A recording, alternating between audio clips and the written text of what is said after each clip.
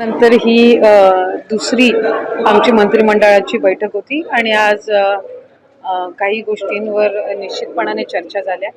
पण साधारणपणे गेल्या काही दिवसांपासून मुख्यमंत्री माझी लाडकी बहीण जी योजना आहे त्या संदर्भामध्ये काही तक्रारी ज्या प्राप्त झाल्यात किंवा माध्यम असतील किंवा इतर जे लाभार्थी आहेत त्यांच्याकडनं सुद्धा काही प्रश्न आम्हाला साधारणपणे विचारले जात होते. मधल्या ह्या 1.5-2 महिन्याच्या कालावधीमध्ये योजनेमध्ये वेगवेगळ्या आमच्या जिल्हास्तरीय कार्यालय असतील, तालुकास्तरीय कार्यालय असतील, इथलं आयुक्त कार्यालय असेल, इथे काही तक्रारी आम्हाला त्या संदर्भामध्ये प्राप्त झाल्या आणि त्या आधारे आम्ही काही जी पावलं उचलत आहोत त्याची माहिती मी आपल्याला निश्चितपणाने देईन. आधार मिसमॅच म्हणजे नाव आणि आधार नंबर जो आहे हा मिसमॅचच्या संदर्भामध्ये आमच्याकडे काही तक्रारी प्राप्त झाल्या.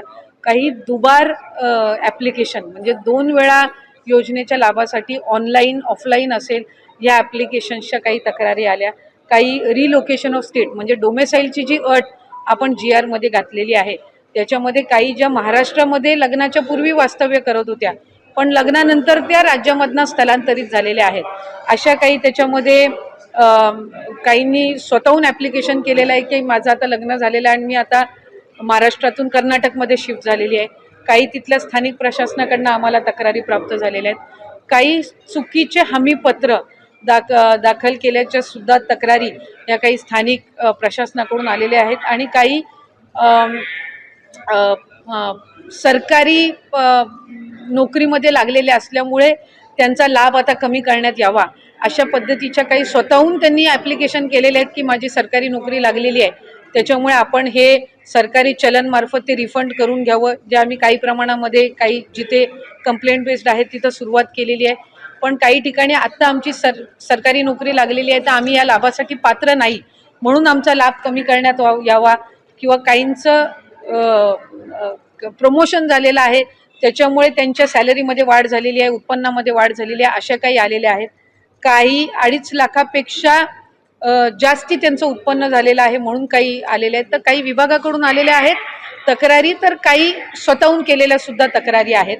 त्याच्यामध्ये साधारणपणे स्वतःहून केलेल्या तक्रारी आहेत किंवा विभागाकडनं आलेल्या आहेत याची आम्ही ज्या वेळेला साधारणपणे माहिती घेतली किंवा त्या संदर्भामध्ये ज्या वेळेला आम्ही विभाग म्हणून चर्चा केली आणि त्याच्यानंतर आम्ही मुख्यमंत्री दोन्ही उपमुख्यमंत्र्यांसोबत त्या संदर्भातली जी चर्चा आहे ती केल्यानंतर काही बाबी GR मध्ये जो शासन निर्णय आहे याच्यामध्ये कुठलाही बदल न करता त्याच जे निकष आहेत ते जे त्याच्यामध्ये आपण बाबी निश्चित केलेल्या आहेत त्यालाच अधीन राहून काही व्हेरिफिकेशनचा आम्ही एक कार्यपद्धत आम्ही केलेली आहे डिसाईड. त्याच्यामध्ये साधारणपणे आपला जो इन्कम टॅक्स आहे म्हणजे आपण 2.5 लाखापेक्षा कमी उत्पन्न असणाऱ्या लाभार्थ्यांना आपण याच्यामध्ये लाभ देत आहोत.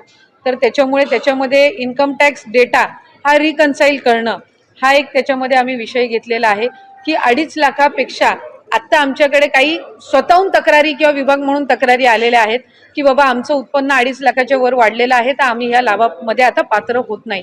पण साधारणपणे ती एक संख्या निश्चित करणं हे आम्हाला आहे. त्यामुळे त्यानुसार आम्ही इन्कम टॅक्स विभागाचा त्याच्यामध्ये घेऊन जो डेटा आहे तो रिकन्साईल करणार आहोत.